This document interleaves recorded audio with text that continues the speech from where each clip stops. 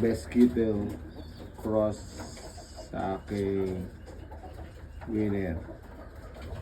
Muna tayo mo inatay. So yung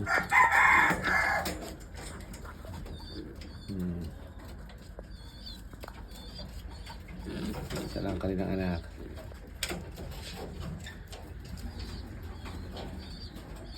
So na natin. Ito itlog pa lang.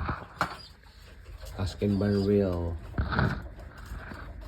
Kung sa Vanderbilt eh.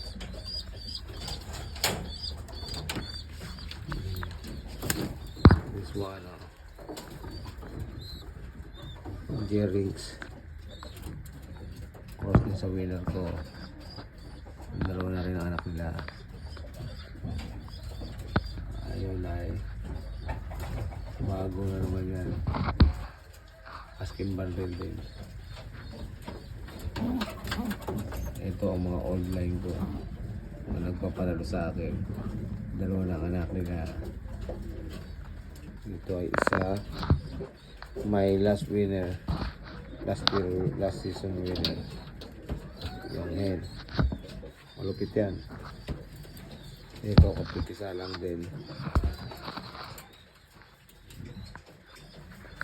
Dito kapitisa rin imported galing ng Canada.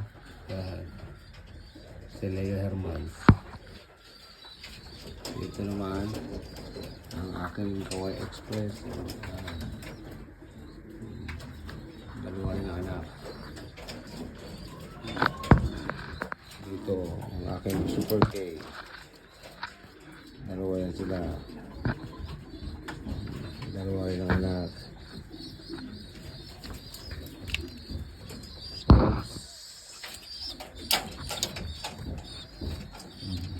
Pinakamalupit. Dalawa na asan. Dalawa anak nila.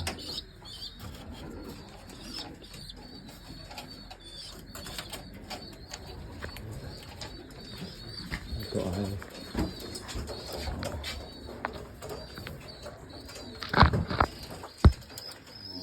ay mga money wheeler ko. Dalawa anak. Ito Kittle sa Kittle. Itlog pa lang. Ito best Kittle din. Kapatid ng isa kanina. May anak isa lang. Ayan asawa niya. Ayan si Kittle. Ayan, pakita yung mukha mo.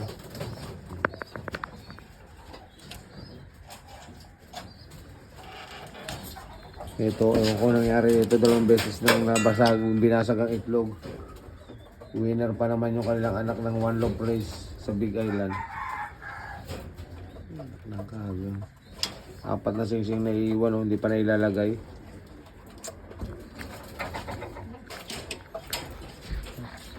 Ito rin. Ang anak ni Philippines ko. Nabasag ang itlog. Ito sa anak.